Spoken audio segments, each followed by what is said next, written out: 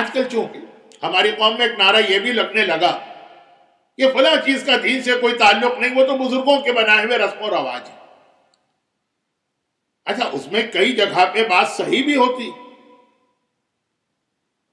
وہ بزرگوں کے رسم و رواج ہوتے، لیکن ایسا بھی نہیں ہے کہ بزرگوں کے رسم و رواج غلط ہیں، بلکہ جتنا میں غور کرتا ہوں ہمارے بزرگوں کے قائم کیے ہوئے 90% رسم و رواج بہت اچھے، وہی مختلف اسلامی احکامات کو ایک سسٹم میں لائے۔ اب جیسے دنیا کی بعض مساجد میں یہ دستور ہے کہ نماز ختم ہونے کے بعد جتنے نمازی ہیں سب وہ ایک دوسرے سے مصافحہ کرتے ہیں، یہ چیز آپ کو حتیٰ معصومین کے حرم میں بھی نظر نہیں آئے گی۔ یہ ہمارے یہاں کا انڈیا اور پاکستان کے یا ایسٹ افریقہ کے کچھ علاقوں کا رواج ہے، لیکن ایک اچھا رواج ہے۔ مصافحے کے ثواب کو ایک سسٹم میں ڈھالا گیا۔ تو اول تو یہ جملہ کہ فلاں چیز تو بھئی وہ بزرگوں کا رسم و رواج ہے، یہ جملہ جو ہے یہ بھی اپنی جگہ پہ اچھا جملہ نہیں، بہت سارے رسم و رواج بہت ٹھیک بھی۔ اب جیسے ابھی امام مظلوم کا 40 ہوا، تو اب ہمارے یہاں جو سسٹم ہے کسی مرنے والے کو یاد کرنے کا، اس میں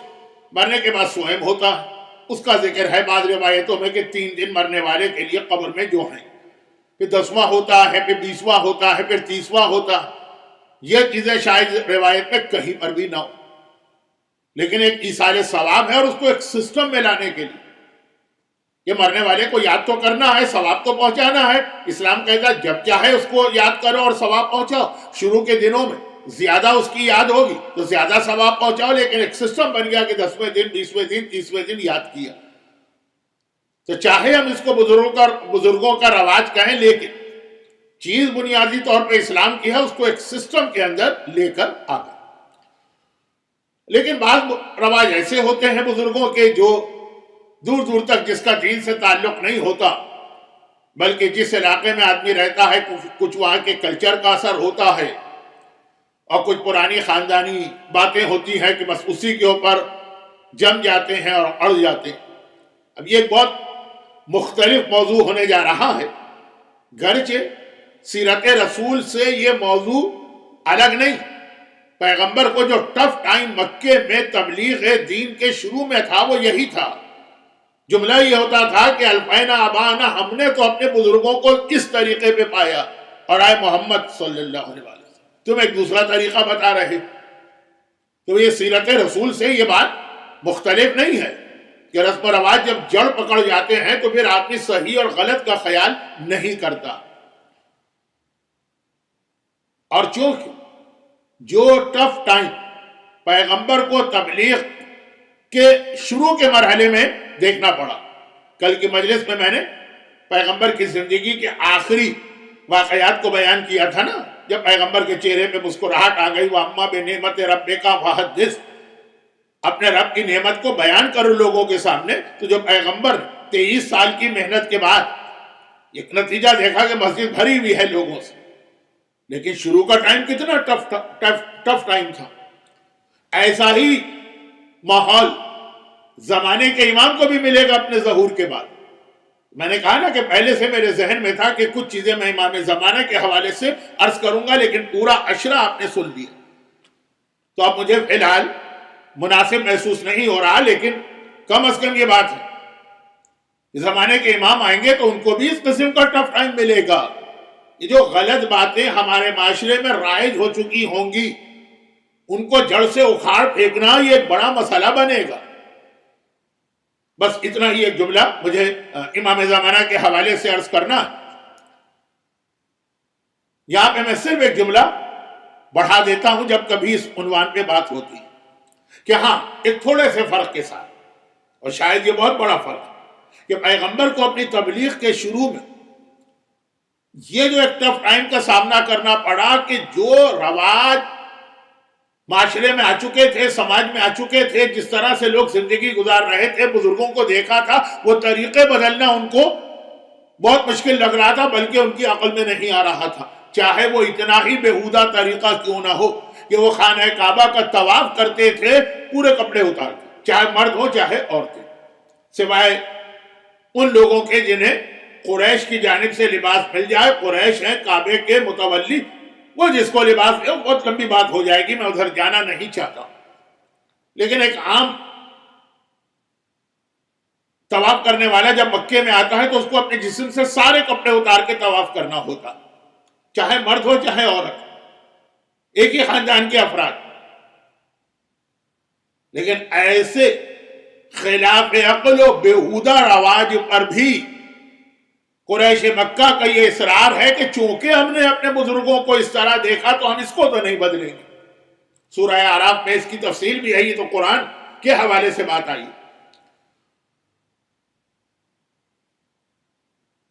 اور جیسے مثلا ایک زمانے تک ہمارے یہاں رواج تھا، اب تو خیر یہ بات ختم ہو گئی، کہ پردے دار اور بچیاں بھی شادی ہوتی تھی، اس کے بعد ایک رسم ہوتی تھی منہ دکھائی کی. اب تو خیر کیا منہ دکھائی کی رسم ہوگی، منہ تو اس کا دیکھا جائے جس کا اس سے پہلے کبھی نہ دیکھا، جس کے منہ کو ساری دنیا دیکھ رہی. لیکن مثلا ایک رسم ہوتی تھی، اور اس وقت کا جو ایک حجاب کا ماحول تھا اس کے اعتبار سے یہ خاصی بےہودہ چیز نظر آتی تھی. لیکن نہیں، یہ رسم ہونا ضروری ہے ورنہ خاندان کے بڑے ناراض ہو جائیں گے.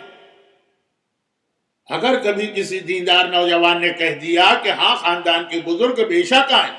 لیکن خالو کو میں اجازت نہیں دے رہا ہوں کیونکہ وہ نامحرم ہے، پھوپھا کو اجازت نہیں دے رہا ہوں کیونکہ وہ نامحرم ہے، تو اب خاندان میں جھگڑے شروع ہو کہ واہ یہ کون نیا بچہ پیدا ہو گیا، آج تک ہمارے ہاں یہ رسم رہی ہے، اس سے پہلے بھی بہت سارے نمازی پرہیزگار لوگ گزرے، وہ تو کوئی نہ بولے، یہ تم بولنے والے کہاں سے آ گئے. یہ رسم و رواج کی طاقت میں بتا رہا. اور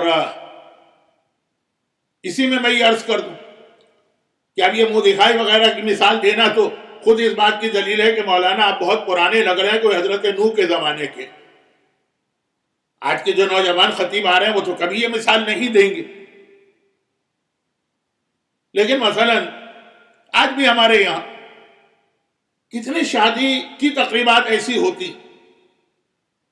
مجھے خود بھی نہیں معلوم کہ کیا ہمارے یہاں کا سسٹم ہوتا ہے شادی کا، اس کا سسٹم کیا ہے. نماز کا طریقہ آپ مجھ سے پوچھ لیجئے، وضو کا طریقہ آپ مجھ سے پوچھ لیجئے، حج کا طریقہ آپ مجھ سے پوچھ لیجئے، شادی کا طریقہ کار نکاح کے علاوہ مجھے کچھ نہیں پتا.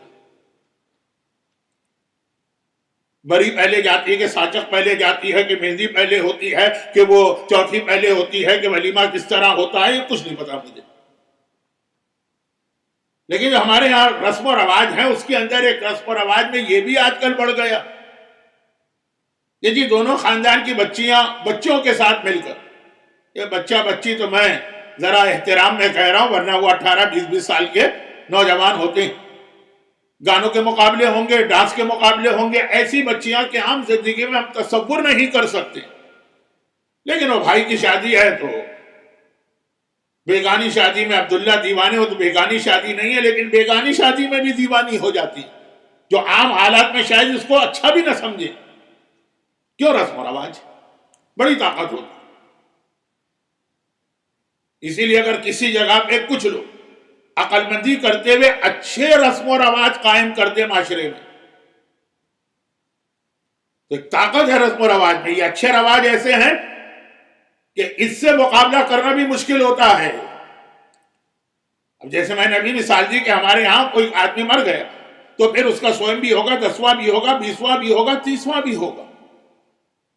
یہ رواج جس نے بھی قائم کیا ایک اچھا رواج ہے. مرنے والے کو اس حوالے سے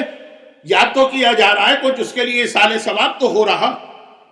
حتیٰ ہمارے یہاں بعض اوقات موومنٹ چلتے ہیں کہ اس کو باہر نکالو، یہ اسلام میں نہیں ہے، لیکن وہ لوگ ناکام ہو جاتے ہیں.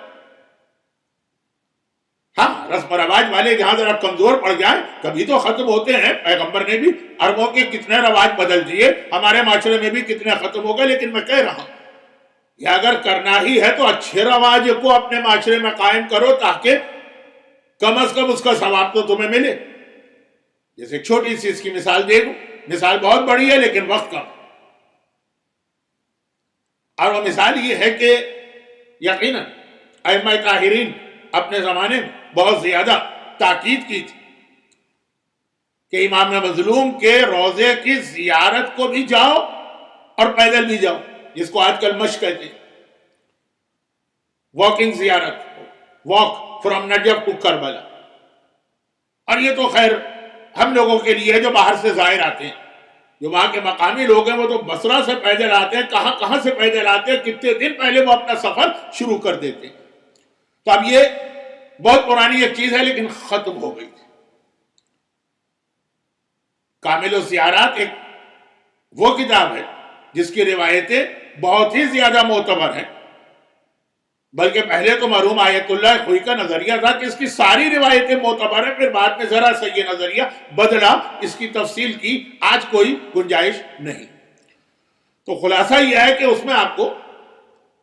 یہ تو اردو میں بھی ترجمہ ہے اور انگریزی میں بھی ترجمہ، اور تقریباً ویسٹرن کنٹری سے آنے والا ہر آدمی یہ کتاب لے کے آتا ہے کہ کچھ پڑھ کے کچھ معرفت حاصل کر کے جائیں گے۔ تو اب اس میں روایتیں آپ کو ملیں گی کہ واکنگ زیارت کا کتنا ثواب، لیکن یہ سلسلہ ختم تھا، بیچ میں بند ہو گیا۔ خاتم المحدثین یا خاتم المحدثین مرزا حسین نوری نے یہ سلسلہ دوبارہ شروع کیا کہ جی نجف سے لوگ پیدل زیارت کے لیے جایا کریں۔ خاتم المحدثین مرزا حسین نوری نے سلسلہ شروع کیا کہ نجف سے لوگ پیدل کربلا زیارت کو جائیں گے، اور بھائی مرزا حسین نوری شیخ عباس قمی کے استاد بھی ہیں، جنہوں نے شیخ عباس قمی جنہوں نے وہ مفاتیح لکھی کہ ہر زائر کے بغل میں کتاب یہ بھی دبی ہوتی، اور خالی زائر نہیں، پورے سال اعمال کرنے والے عموماً اس کتاب سے استفادہ کرتے ہیں۔ تو ان کے استاد بھی ہیں، اور اسی حجرے میں دفن ہے جہاں شیخ عباس قمی دفن ہے۔ بلکہ میں الٹا جملہ کہہ گیا، مرزا حسین نوری کا پہلے انتقال ہوا 1319 ہجرہ، شیخ عباس قمی 1361 ہجرہ، 40 سال کے بعد۔ استاد اور شاگرد دونوں ایک ہی جگہ پر ہیں، مولا کے روضے میں جب آپ زیارت کو جاتے ہیں تو عام طور پہ جو باب قبلہ سے مرد داخل ہوتے رائٹ سائڈ کے اوپر جو صحن میں پہلا حجرہ۔ تو خیر غرض یہ کہ یہ سلسلہ اس کو میں رواج تو نہیں کہنا چاہتا ہوں، مجبوراً کہہ رہا ہوں کہ ایک رواج انہوں نے یہ شروع کیا۔ اب کتنا طاقتور ہو گئے، آج زیارت کے درمیان مشق کی کتنی اہمیت ہے۔ اچھا اب یہاں پہ بات روک لیجئے ورنہ میں پھر موضوع سے تھوڑا سا بہک جاؤں گا کہ ہم اور آپ اپنی ڈیوٹی میں کچے، شیطان بڑا پکا۔ پہلے تو وہ برے رواج معاشرے میں قائم کرتا، ہمیں چاہیے کہ ہم اچھے رواج لے کر آئیں، اور اگر ہم کبھی لے کر بھی آ جاتے ہیں تو اس میں بھی شیطان اندر انٹرفیئر کر کے اچھی چیز کو پورا ختم نہ کر سکے تو اندر سے اتنا چینج کر دیتا کہ اچھائی میں برائی آہستہ آہستہ پینیٹریٹ ہو کے داخل ہو کے اینڈ میں جا کے اس کو برا بنا دیتی۔ تو خیر اب یہ موضوع کہیں اور چلا جائے گا۔ تو بات کہاں سے چل رہی تھی کہ پیغمبر کو رواج، برے رواج، لیکن اس لیے کہ بزرگوں نے قائم کی، بہت ٹف ٹائپ کے لگے، نہیں عربوں کو ان کا مقابلہ کرنا یعنی اس کو ختم کرنا بہت ٹف لگا، بہت مشکل، اور یہی زمانے کے امام کے ظہور کے بعد ہوگا۔ تو میں نے کہا ایک جملہ میں اپنی طرف سے کہہ دیتا ہوں، اگر اسی موضوع پہ بات کر رہا ہوتا تو یہ جملہ خود ایک مجلس بن جاتا، لیکن جیسا کہ میں نے اپنی مجبوری بتائی کہ میں کیوں بات نہیں کر رہا تو خالی یہ جملہ کافی ہے کہ ہاں مگر ایک فرق ہے رسول کے اور امام زمانہ کے اس جہاد میں۔ جہاد تو بہت سارے ہوں گے، اس جہاد میں رواج کا مقابلہ، پیغمبر کو اس رواج کا مقابلہ کرنا پڑا جو کافروں کے تھے، مشرکوں کے تھے، بت پرستوں کے تھے، منکروں کے تھے، جو مانتے ہی نہیں تھے رسول۔ اور امام زمانہ کو ان رواج کا مقابلہ کرنا پڑے گا جو مومنوں کے ہیں، محبوں کے ہیں، امام کے چاہنے والوں کے ہیں، امام سے محبت کرنے والوں کے ہیں، مخلص لوگوں کے ہیں۔ بس اب یہ ایک دونوں کے اس جہاد میں یہ ایک فرق ہوگا، اور یہ وہی فرق ہے جو اصل میں تو پیغمبر اور امام زمانہ کے جہاد کا فرق نہیں، پیغمبر اور مولا کے جہاد کا فرق کہ پیغمبر جہاد کریں کافروں سے، مولا جہاد کریں ناقصین و قاسطین و مارقین سے۔ اور پھر وہی جو کہ امام زمانہ رسولوں کے سلسلے کے ایک رسول نہیں ہے نعوذ باللہ. ختم نبوت پہ ہمارا ایمان ہے، پیغمبر میں سلسلہ ختم، وہ امامت کے سلسلے کی ایک کڑی ہے. تو جو جہاد مولا والا ہے وہی جہاد امام تک پہنچے گا.